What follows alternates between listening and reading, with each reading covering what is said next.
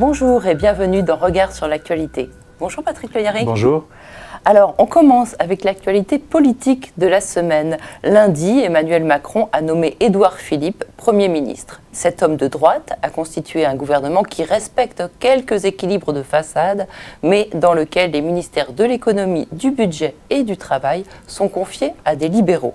Alors Patrick, que vous inspire cette inclinaison à droite d'un président qui a été élu grâce à une grande partie des électeurs de gauche ? Il ne tient effectivement pas compte de la diversité de celles et ceux qui ont voté pour lui et les conditions dans lesquelles ceci s'est fait. N'oublions pas qu'il n'a que 24% des voix au premier tour. Même chez ceux-là, il y en a qui l'avaient choisi parce qu'ils ne voulaient pas un duel Fillon-Le Pen. Mais maintenant, il a fait ce choix d'un Premier ministre ancré à droite et il donne la caisse du pays à des ministres de droite, puisque Bercy est tenu par des ministres de droite, l'un qui était le porte-parole de M. Sarkozy et l'autre qui a été également son ministre de l'Agriculture. Donc, avec des ministres de droite, on ne fera pas une politique progressiste. Ça, ce n'est pas possible. Et dans cette problématique auquel on aura à faire face aujourd'hui, c'est bien pour mettre en œuvre son programme qu'il a annoncé, qui est un programme de libéralisation plus grande de l'économie, modification nouvelle, régressive du code du travail, libéralisation des loyers, augmentation de la contribution sociale généralisée, modification de la fiscalité. Derrière l'apparat de la suppression de la taxe d'habitation, il y a un grand projet qui, au fond, vise à augmenter l'impôt de ceux qui ont le moins, alors qu'on va réduire, voire supprimer, pour le coup, l'impôt sur les grandes fortunes. Vraisemblablement, de nouvelles aides aux grandes entreprises sous couvert d'emploi. Autrement dit, on est en train d'inventer deux choses en même temps, c'est-à-dire un système qui copie la grande coalition à l'allemande, mais sous une autre forme, sous une forme nouvelle. Et cette grande coalition, elle est chargée de faire basculer notre pays dans un modèle économique qu'on n'a pas connu encore jusque-là, qu'on appelle en Allemagne l'ordolibéralisme. L'ordolibéralisme, c'est quoi? C'est du libéralisme, mais l'ordo consiste à utiliser l'État, non pas pour réguler, mais pour que l'État soit garant de la concurrence des uns contre les autres, des entreprises les unes contre les autres, les collectivités les unes contre les autres, les régions les unes contre les autres. Donc on est en train de basculer dans un autre modèle qui n'aura aucun effet positif pour les familles populaires, mais évidemment, vu les applaudissements de M. Gattaz, eux, ils y ont tout à gagner. Il faut réfléchir à cela. Et alors justement, vous parliez de la taxe d'habitation tout à l'heure. On note la disparition dans le nouveau gouvernement du ministère du Logement, alors que notre pays compte 14,6 millions de personnes touchées à des degrés divers par le mal-logement. Les associations redoutent de voir l'État se désengager au profit du marché immobilier, de la spéculation, avec toutes ces dérives comme l'accélération des expulsions ou la précarisation des locataires. Qu'est-ce que vous en pensez? Oui, d'une part, il y a ça. Ensuite, il va y avoir le non-encadrement des loyers. Et quand on regarde la ligne de fond de ce qui est aujourd'hui en préparation, c'est une orientation qui consiste à donner la question du logement au marché immobilier, ce qu'on appelle le marché immobilier, c'est-à-dire il considère que c'est la liberté tous azimuts qui peut-être permettrait, hypothétiquement, de résoudre ce problème du logement. Tout le monde sait très bien que donner le logement aux forces du marché, c'est se détourner d'un droit constitutionnel, car le logement est un droit constitutionnel. La société, l'État qui le représente dans sa globalité, doit faire respecter ce droit. Aujourd'hui, on est entré dans une marchandisation à outrance du logement et donc des difficultés supplémentaires en matière de précarité d'accès au logement, en matière d'expulsion parce qu'il y aura des possibilités supplémentaires pour les propriétaires. En vérité, la non-encadrement des loyers, donc ça va faire exploser le loyer. Donc les couches populaires vont être encore plus expulsées des centres-villes et auront de plus en plus de mal à se loger convenablement. Alors, toujours dans l'économie, l'un des symboles de l'économie selon Macron, ce sont les partenariats publics-privés. Transports, hôpitaux, autoroutes, de plus en plus, l'État et les collectivités locales délèguent la gestion de leurs infrastructures à des entreprises privées. Dernier exemple en date, la plage de la Baule, dont la gestion vient d'être accordée pour 12 ans à Veolia. Moyennant une redevance de 177 000 € par an, payée par l'État, la multinationale sera officiellement responsable à partir du printemps 2018 des boutiques de location de matériel, des restaurants et des équipements publics des plages. Les commerçants dont les établissements existants devront être détruits et remplacés par des structures démontables et standardisées pour un coût allant de 200 000 à 700 000 € dénoncent une privatisation de la plage. Alors quel regard portez-vous sur cette tentative de rentabilisation à outrance des espaces naturels? Oui, c'est une orientation qui vise à marchandiser tout ce qui existe. Déjà, par exemple, il y a des espaces publics dans les gares qui sont gérés par du privé. Ce n'est plus depuis bien longtemps la SNCF qui les gère. On a des espaces publics naturels qui sont gérés par le privé. On a la privatisation des autoroutes. On a l'orientation vers la privatisation du rail, des voies de chemin de fer, puisqu'on a un partenariat public-privé sur une ligne Paris-Bordeaux en construction. Qu'est-ce qu'il y a derrière ça en vérité? C'est qu'on est en train de nier le bien commun.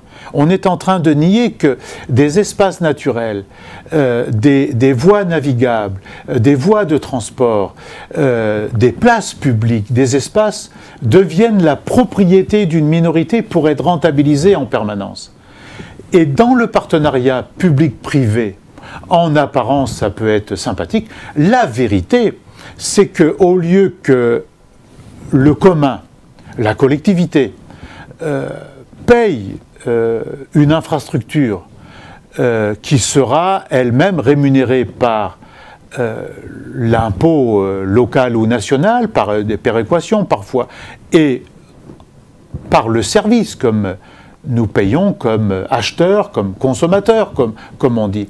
Que va-t-il se passer demain? On va payer, dans le cadre d'un partenariat, on va toujours continuer à payer un impôt local et national pour rémunérer l'infrastructure, mais de surcroît, comme c'est le privé qui va s'octroyer la majeure partie de l'équipement, soit en location, soit en achat, ils vont emprunter, et donc on va payer une seconde fois sous forme de taux d'intérêt. Qui est le bénéficiaire, le seul bénéficiaire de cela? Au bout du bout, c'est le secteur bancaire, ce sont les fonds financiers qui sont responsables de cela. Donc derrière ceci, il y a la financiarisation à outrance de l'économie qui est à l'œuvre et qu'il faut évidemment empêcher. On a l'occasion, en disant encore son mot, lors des élections législatives. Oui, d'ailleurs, les fameux emprunts toxiques qui touchaient beaucoup les villes, c'est exactement cela. Pour une partie, c'est-à-dire on a inventé un système d'emprunt qui était progressif, c'est-à-dire on vous a fait un emprunt à 2%, mais au bout de quelques temps, vous en payez 10% de taux d'intérêt pour la même valeur de capital que vous avez pris. Et donc, c'est la rentabilisation à outrance d'un bien ou de l'argent que vous avez emprunté pour acquérir ce bien. On se rend maintenant dans la Creuse, à la Souterraine, où les salariés de l'équipementier automobile JMS Industrie occupent leur usine depuis plusieurs semaines. Ils font pression sur leurs deux principaux donneurs d'ordre, PSA et Renault, pour qu'ils s'engagent sur un volume de commandes suffisant pour maintenir leur activité. Mardi, ils organisaient une grande manifestation pour alerter le nouveau président sur leur sort. On écoute l'un de leurs représentants. Ah ben nous, ce qu'on voudrait, madame, c'est que ça soit repris avec un maximum de salariés, puisqu'on l'a toujours défendu. On veut rester ce que l'on appelle une entreprise intégrée. Une entreprise intégrée, c'est une boîte qui est capable de développer des produits de A à Z pour les constructeurs. Si on ne devient qu'une entreprise de frappe, une entreprise de frappe, ça ne rapporte pas grand-chose et que ça ne vit pas sur du long terme. Donc, bien sûr, la liquidation n'est pas écartée.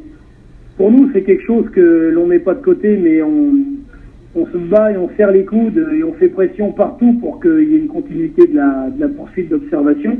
Après, on veut être repris, mais on veut être repris par un industriel et on veut pas être repris par un bandit ou un voyou ou des malhonnêtes comme on l'a depuis 2008. D'accord. Et alors, si jamais il y a des gens qui se retrouvent sur le carreau, soit parce que l'entreprise ferme, soit parce que tous les salariés ne sont pas repris, quelle est la situation dans votre région? Est-ce qu'il y a des possibilités d'emploi et de reconversion pour ces gens-là, ou est-ce que ça va être très compliqué? Mais chez nous, c'est pas compliqué, nous on identifie toujours la même chose. C'est-à-dire que si l'entreprise de la souterraine venait à fermer sur cette petite ville, les conséquences seraient pires encore, madame, que si PSA à Sochaux devait fermer. Ça serait pire que ça. D'accord. En termes d'emploi induit notamment aussi? Ah oui, en dommages collatéraux, c'est énorme. Si vous en avez 360 qui partent, là vous pouvez commencer à annoncer qu'il y aura entre 1200 et 1600 pertes d'emploi, puisque de la femme de ménage au gars qui nous livre tout ce qui est papeterie dans une petite papeterie à côté, au gars qui livre tout ce qui est poisson matrice et j'en passe et des meilleurs, entre l'entreprise qui fait l'entretien des parcs et jardins, je veux dire, il y aura forcément énormément de dégâts. Alors, pensez-vous que l'État devrait exiger des entreprises qui touchent de l'argent public qu'elles fassent appel à des sous-traitants basés en France? Oui, dès lors qu'on a de l'argent public, c'est le cas de PSA, c'est le cas de Renault, d'ailleurs l'État est actionnaire, elle doit exiger qu'on fasse appliquer le devoir de solidarité sociale et de solidarité territoriale. On ne peut pas laisser un département comme la Creuse perdre son sang comme on le fait aujourd'hui. Les difficultés de l'agriculture, la fermeture des services publics et maintenant le peu d'industrie qu'ils ont, on est en train de créer les conditions pour que ça ne se maintienne pas. Et donc, il faut une action ferme de l'État en général, du gouvernement qui se met en place, en lien avec les organisations syndicales et sociales, en lien avec les élus locaux, les parlementaires et les élus municipaux, les maires du département, mais de l'ensemble du bassin d'emploi, de telle sorte qu'on maintienne l'activité dans cet endroit-là. Et on ne peut pas, si on est pour le bien commun, si on est pour l'intérêt général, si on est pour une France qui vit de toutes ses ports, on ne peut pas laisser mourir un département comme celui-là. Et moi, je profite de l'occasion pour adresser à nouveau ma solidarité avec celles et ceux qui, dans cette usine, se battent, mais celles et ceux qui, par effet de domino, autour aussi seront mis en difficulté, les collectivités locales, les sous-traitants, les services publics qui sont autour, les petits artisans et commerçants, parce qu'il y aura des effets dominos considérables et donc il faut une action énergique et arrêter de regarder passer les trains comme ils le font en permanence ou par leur silence, complices, accepter ce qui se passe. C'est intolérable, c'est révoltant. Remarquez, dans la région, il n'y aura bientôt plus de trains non plus. Mais c'est ce qu'ils veulent fermer les trains là.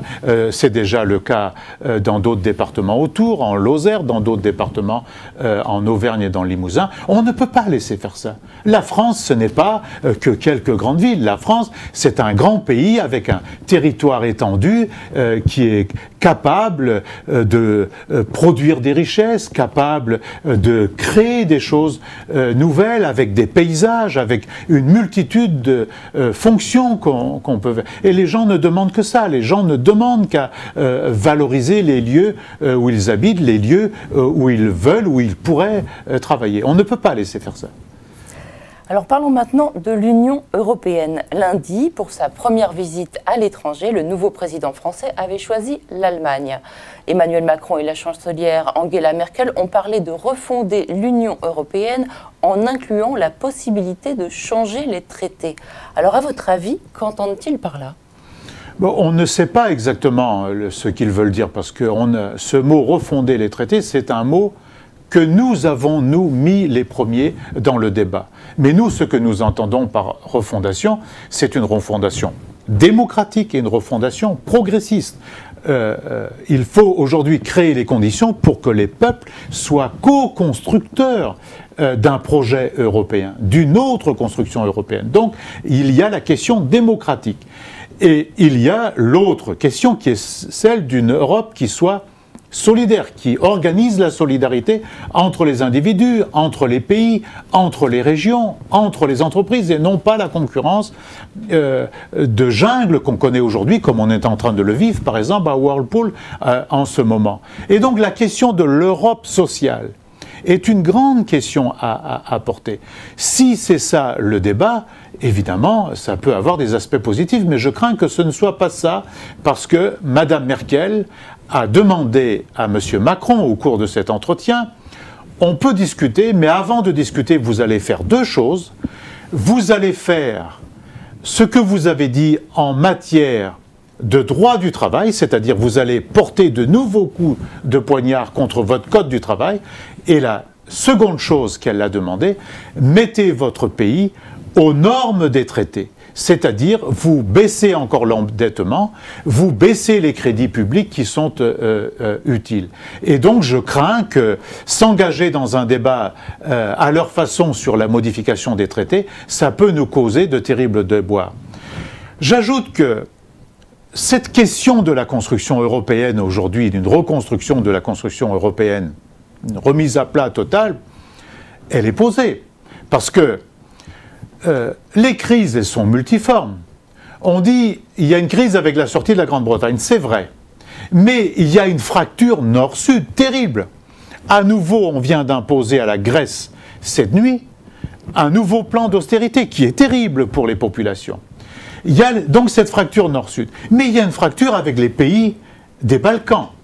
Il y a l'enjeu de solidarité avec les réfugiés et peut-être demain l'immigration, résultat de l'immigration dite climatique, voire alimentaire, voire hydrique, parce que la modification climatique provoque déjà des manques d'eau.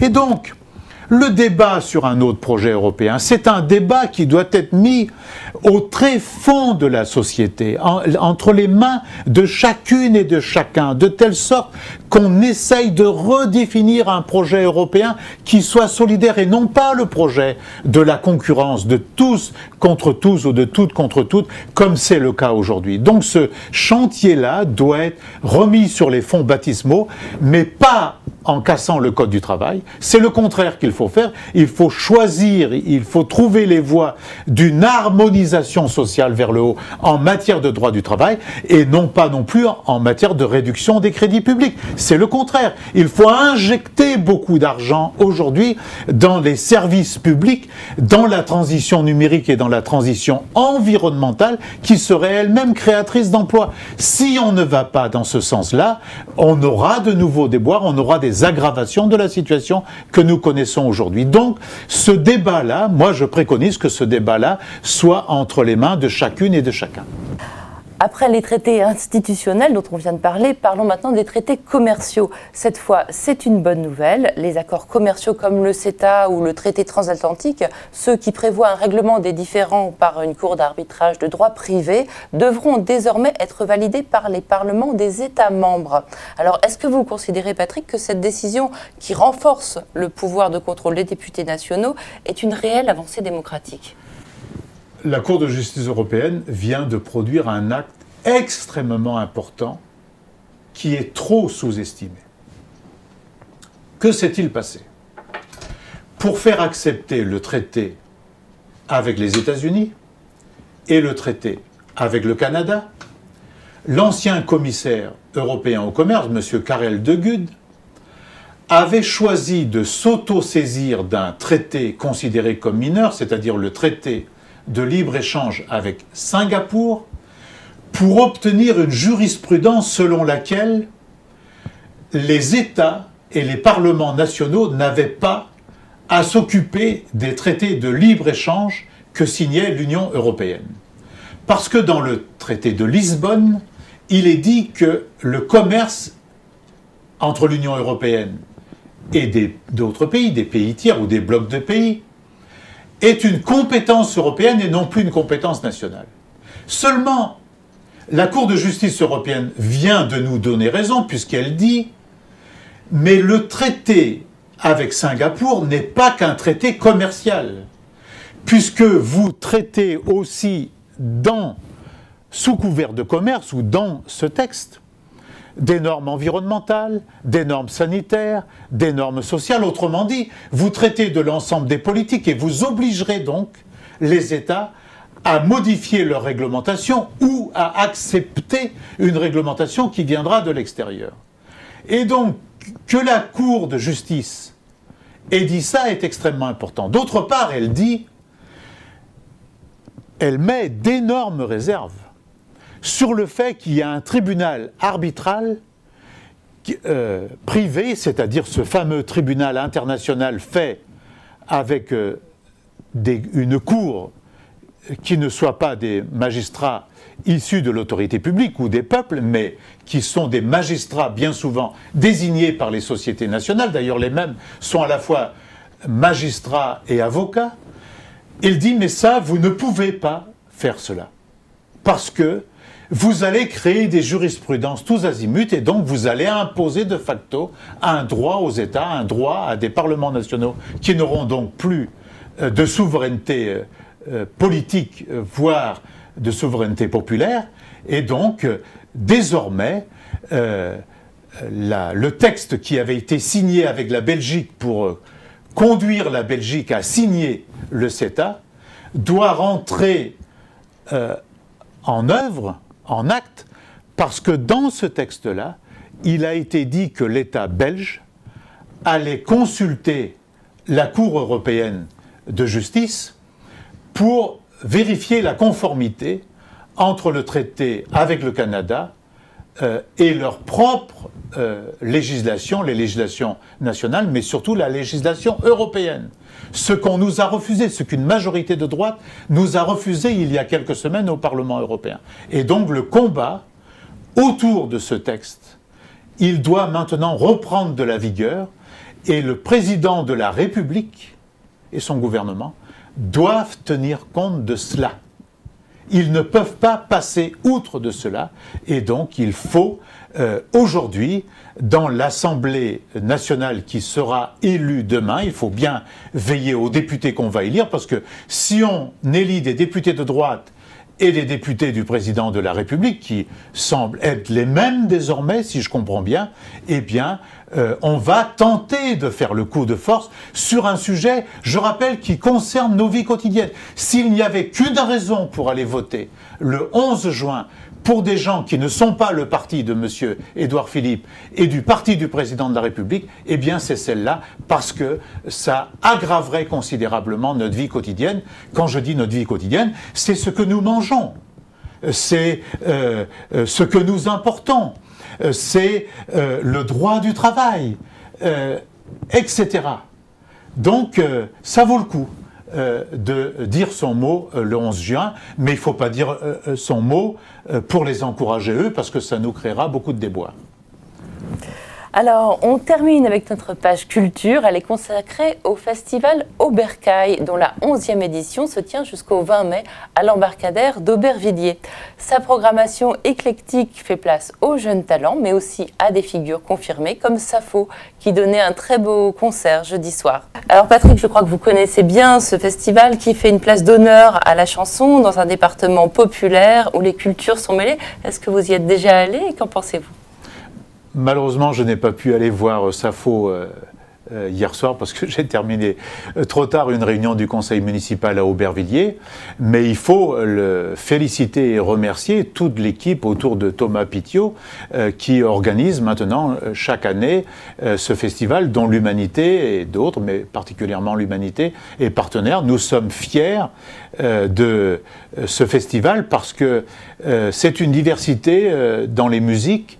Il y en a, comme on dit souvent, pour tous les goûts, et c'est un moment de partage pour les jeunes, pour les populations d'Aubervilliers et autour d'Aubervilliers, bien évidemment, pour revoir des artistes qu'ils aiment à un prix acceptable, et puis aussi pour découvrir des talents dont vraisemblablement on parlera demain, parce que c'est souvent le cas.